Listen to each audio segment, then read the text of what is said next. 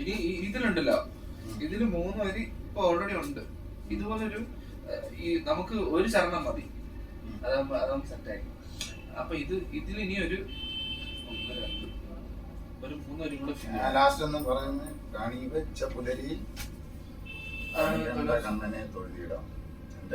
ഇതുവരെ ലോക്കാ, ഇതുവരെ ഒന്നും ചെയ്യാൻ. ഇതിന് ശേഷം എഴുതണം.